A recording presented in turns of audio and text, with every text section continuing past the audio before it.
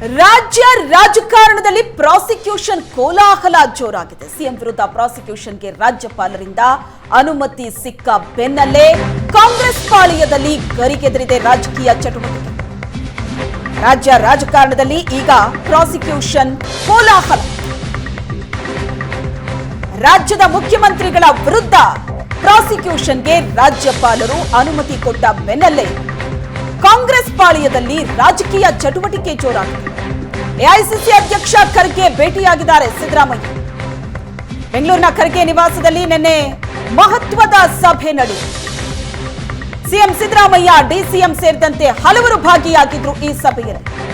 ಈ ಸಭೆ ಮಹತ್ವವನ್ನ ಪಡ್ಕೊಳ್ತು. ಸಿಎಂ, ಡಿಸಿಎಂ, ಕೆಲ ಸಚಿವರ ಜೊತೆ ಮಹತ್ವದ ಮಾತುಕತೆ ಆಯಿತು.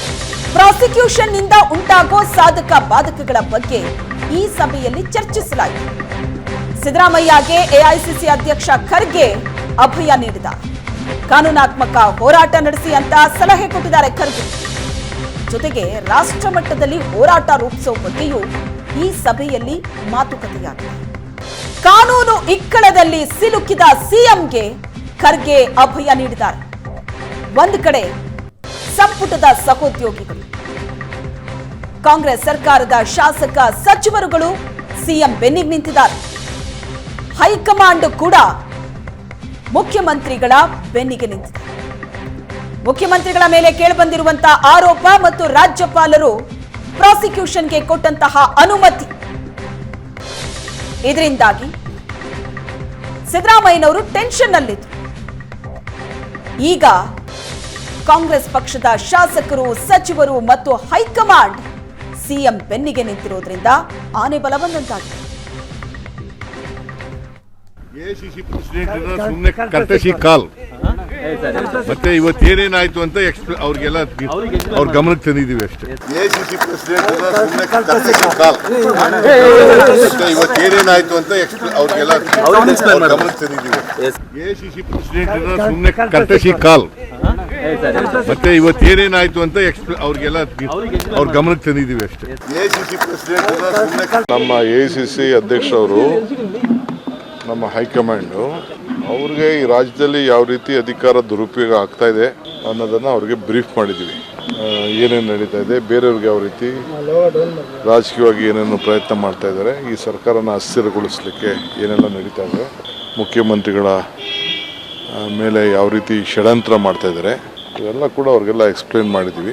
ಬೇರೆ ಬೇರೆ ಕೂಡ ಈ ರಾಜ್ಯಗಳಲ್ಲಿ ಇವೆಲ್ಲ ಇಂಥ ಘಟನೆಗಳೆಲ್ಲ ನಡೆದಿದೆ. ಸೊ ಅದಕ್ಕೆ ನಮ್ದೇನು ಪೊಲಿಟಿಕಲ್ ಪ್ಲಾನ್ ಏನು ಅನ್ನೋದನ್ನ ನಾವು ಅವರೆಲ್ಲ ಅವ್ರ ಗಮನಕ್ಕೆ ತಂದಿದ್ದೀವಿ. ಹೈಕಮಾಂಡ್ ಯಾವ ರೀತಿ ಸಪೋರ್ಟ್ ಸಿಕ್ಕಿದೆ ಸರ್? ನಾನು entire party, high command, Mallikarjun Kharge ಸಾಹೇಬರು, ರಾಹುಲ್ ಗಾಂಧಿ ಅವರು, ಸೋನಿಯಾ ಗಾಂಧಿ ಅವರು ಎಲ್ಲರೂ ಕೂಡ, ನಮ್ಮ ಇನ್ಚಾರ್ಜ್ ಜನರಲ್ ಸೆಕ್ರೆಟರಿಗಳು ವೇಣುಗೋಪಾಲ್ ಅವರು, ಸುರ್ಜೇವಾಲ ಅವರು ಎಲ್ಲರೂ ಕೂಡ ಇಡೀ ಪಕ್ಷ ಒಗ್ಗಟ್ಟಾಗಿ ಮುಖ್ಯಮಂತ್ರಿಗಳ ಜೊತೆಲಿದೆ. ನಾವೆಲ್ಲ ಸಾಲಿಡಾಗಿ ನಿಂತ್ಕೊಳ್ತೀವಿ. ಸೊ ಎದುರಿಸ್ತೀವಿ.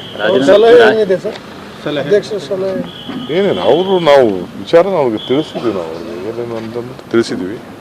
ಕಾನೂನಿನ ಚೌಕಟ್ಟಿನಲ್ಲಿ ನಾವು ಸೋಮವಾರ ಕೋರ್ಟ್ಗೆ ಮೂವ್ ಮಾಡ್ತಾ ಇದ್ದೀವಿ.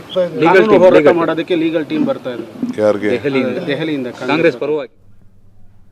ಈ ಬಗ್ಗೆ ಹೆಚ್ಚಿನ ಡೀಟೇಲ್ಸ್ ಅನ್ನ ಕೊಡ್ತಾರೆ ನಮ್ಮ ಪ್ರತಿನಿಧಿ ಆನಂದ್ ಬೈದನ್ಮನೆ ಸಂಪರ್ಕದಲ್ಲಿದ್ದಾರೆ. ಆನಂದ್, ಮುಡಾ ಹಗರಣ ಅನ್ನೋದು ಪಕ್ಷಕ್ಕೂ ಜೊತೆಗೆ ಸಿಎಂಗೂ ಕೂಡ ಬಹಳ ದೊಡ್ಡ ತಲೆನೋವನ್ನ ತಂದಿಟ್ಟಂತಹ ಪ್ರಕರಣ. ಈಗ ಪ್ರಾಸಿಕ್ಯೂಷನ್ಗೆ ರಾಜ್ಯಪಾಲರು ಅನುಮತಿ ಕೊಟ್ಟ ಬೆನ್ನಲ್ಲೇ ಇಡೀ ಕಾಂಗ್ರೆಸ್ ಪಾರ್ಟಿ ಸಿದ್ದರಾಮಯ್ಯನವರ ಬೆನ್ನಿಗೆ ನಿಂತಿದೆ. ಹಾಗಾಗಿ ಈಗ ಬಹಳ ಆತ್ಮವಿಶ್ವಾಸದಲ್ಲಿದ್ದಾರೆ ಸಿದ್ದರಾಮಯ್ಯನವರು. ಒಂದ್ ಕಡೆ ಕಾನೂನು ಹೋರಾಟ, ಮತ್ತೊಂದು ಕಡೆ ರಾಜಕೀಯ ಹೋರಾಟ ಹೇಗೆ ನಡೀತಾ ಇದೆ?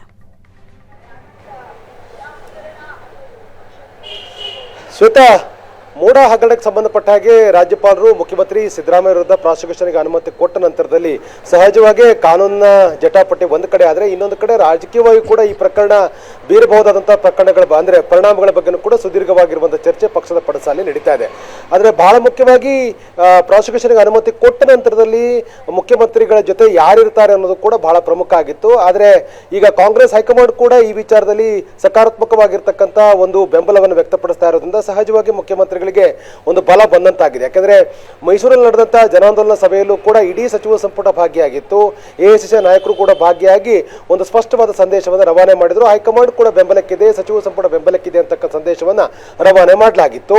ಅದರ ಬೆನ್ನಲ್ಲೇ ನಿನ್ನೆ ನಡೆದಂತಹ ಸಚಿವ ಸಂಪುಟ ಸಭೆಯಲ್ಲೂ ಕೂಡ ಈ ಬಗ್ಗೆ ವಿಸ್ತೃತವಾದಂತಹ ಚರ್ಚೆಗಳಾಗಿ ಅಂತಿಮವಾಗಿ ಸಚಿವ ಸಂಪುಟದಲ್ಲೂ ಕೂಡ ಬೆಂಬಲ ವ್ಯಕ್ತವಾಗಿದೆ. ಹಾಗಾಗಿ ಮುಖ್ಯಮಂತ್ರಿಗಳಿಗೆ ಇದು ರಾಜಕೀಯವಾಗಿ ಎದುರಾಗಬಹುದಂತ ಸಮಸ್ಯೆಗಳಿಗೆ ಒಂದಷ್ಟು ಅದರ ಪರಿಹಾರ ಮಾಡಿಕೊಳ್ಳುವ ನಿಟ್ಟಿನಲ್ಲಿ ಒಂದು ಪೂರಕವಾಗಿರ್ತಕ್ಕಂಥ ಒಂದು ಬಲ ಸಿಕ್ಕಂತಾಗಿದೆ ಅಂದ್ರೂ ಕೂಡ ತಪ್ಪಾಗಲಾರದು. ನಿನ್ನೆ ಮಲ್ಲಿಕಾರ್ಜುನ ಖರ್ಗೆ ಅವರನ್ನ ಭೇಟಿ ಮಾಡಿದಂತ ಮುಖ್ಯಮಂತ್ರಿ ಸಿದ್ದರಾಮಯ್ಯನವರು ಆಗಿರ್ತಕ್ಕಂಥ ಒಟ್ಟಾರೆ ಬೆಳವಣಿಗೆ ಬಗ್ಗೆ ಸುದೀರ್ಘವಾಗಿ ಚರ್ಚೆ ಮಾಡುವಂತ ಪ್ರಯತ್ನ ಮಾಡಿದ್ರು ಮತ್ತು ಮುಖ್ಯವಾಗಿ ಇದು ರಾಜ್ಯಪಾಲರ ದುರ್ಬಳಕೆ, ರಾಜಭವನದ ಒಟ್ಟಾರೆ ದುರ್ಬಳಕೆ ಸಂಬಂಧಪಟ್ಟಂಗೆ ಸಮರ್ಪಕ ವಿವರ ಕೊಟ್ಟರು ಮತ್ತು ಕಾನೂನು ಹೋರಾಟದ ಬಗ್ಗೆನೂ ಕೂಡ ವಿವರಣೆ ಕೊಡುವಂತ ಪ್ರಯತ್ನ ಮಾಡಿದ್ರು.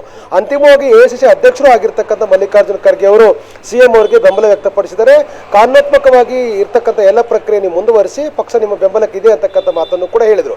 ಇದು ಕೇವಲ ಕರ್ನಾಟಕಷ್ಟೇ ಸೀಮಿತವಾಗಿರ್ತಕ್ಕಂಥ ಪ್ರಕರಣ ಅಲ್ಲ ಅಂತಕ್ಕಂಥದ್ದು ಕೂಡ ಹೈಕಮಾಂಡ್, ಕಾಂಗ್ರೆಸ್ ಹೈಕಮಾಂಡ್ ಗೊತ್ತಿದೆ. ಯಾಕಂದರೆ ಈ ಪ್ರಕರಣದಲ್ಲಿ ಕೇವಲ ರಾಜ್ಯಪಾಲರು ಕೇಂದ್ರ ಸರ್ಕಾರದ ಒಂದು ಪ್ರತಿನಿಧಿಯಾಗಿ ಕೆಲಸ ಮಾಡಿದ್ದಾರೆ ಅಂತಕ್ಕಂಥ ಏನು ಆರೋಪ ಏನಿದೆ, ಹಾಗಾಗಿ ಇಡೀ ಪ್ರಕರಣವನ್ನ ದೆಹಲಿ ಮಟ್ಟದಲ್ಲಿ ಒಂದು ಬಹಳ ಗಂಭೀರವಾಗಿ ಇದರ ಒಂದು ತಾರ್ಕಿಕ ಅಂತ್ಯ ಕಾಣುವ ಹಾಗೆ ಒಂದು ಹೋರಾಟ ರೂಪಿಸಬೇಕು ಅನ್ನುವಂಥ ಲೆಕ್ಕಾಚಾರವು ಕೂಡ ಕಾಂಗ್ರೆಸ್ ಪಡಸಾಲೆಯಲ್ಲಿ ಈಗ ಚರ್ಚೆ ಆಗ್ತಾ ಇರುವಂಥದ್ದು.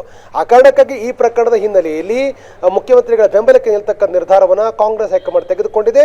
ಕಾಂಗ್ರೆಸ್ ಹೈಕಮಾಂಡ್ ಬೆಂಬಲ ಕೊಟ್ಟಿರತಕ್ಕಂಥ ಹಿನ್ನೆಲೆಯಲ್ಲಿ ಇಡೀ ಸಚಿವ ಸಂಪುಟವು ಕೂಡ ಮುಖ್ಯಮಂತ್ರಿಗೆ ಬೆಂಬಲ ಕೊಟ್ಟಿರುವಂತಹ ಹಿನ್ನೆಲೆ ಸಹಜವಾಗಿ ರಾಜಕೀಯವಾಗಿ ಒಂದು ರೀತಿ ಮುಖ್ಯಮಂತ್ರಿಗಳಿಗೆ ಬಲ ಬಂದಂತಾಗಿದೆ. ಮುಖ್ಯಮಂತ್ರಿಗಳು ಮುಂದಿನ ದಿನಗಳಲ್ಲಿ ಕಾನೂನು ಹೋರಾಟ ಮಾಡಲಿಕ್ಕೆ, ರಾಜಕೀಯವಾಗಿರ್ತಕ್ಕಂಥ ಹೋರಾಟ ಮಾಡಲಿಕ್ಕೆ, ರಾಜಕೀಯವಾಗಿ ಬರ್ತಕ್ಕಂಥ ಟೀಕೆ ಟಿಪ್ಪಣಿಗಳಿಗೆ ಎದುರಿಸಲಿಕ್ಕೆ ಮತ್ತು ಕರ್ನಾಟಕದಲ್ಲಿ ಇದು ಬೀರಬಹುದಾದಂತಹ 10 ಪರಿಣಾಮಗಳನ್ನು ಎದುರಿಸಲಿಕ್ಕೆ ಸಹಜವಾಗಿಯೇ ಮುಖ್ಯಮಂತ್ರಿಗಳಿಗೆ ಒಂದು ರೀತಿ ಬಲ ಬಂದಂತಾಗಿದೆ. ಮುಖ್ಯಮಂತ್ರಿಗಳು ಈ ವಿಚಾರದಲ್ಲಿ ಹೈಕಮಾಂಡ್ ಬೆಂಬಲದೊಂದಿಗೆ ಮತ್ತು ಸಚಿವ ಸಂಪುಟದ ಬೆಂಬಲವೂ ಸಿಕ್ಕಿರುವಂತಹ ಕಾರಣಕ್ಕಾಗಿ ಮುಂದೆ ಯಾವ ರೀತಿಯ ಕ್ರಮಗಳನ್ನು ತೆಗೆದುಕೊಳ್ತಾರೆ ಅನ್ನೋದು ಕೂಡ ಸಹಜವಾಗಿ ಕುತೂಹಲ ಕಾರಣವಾಗಿರುವಂಥದ್ದು. Shweta. Yes, thank you Anand ನಿಮ್ಮೆಲ್ಲ ಡೀಟೇಲ್ಸ್ಗೆ.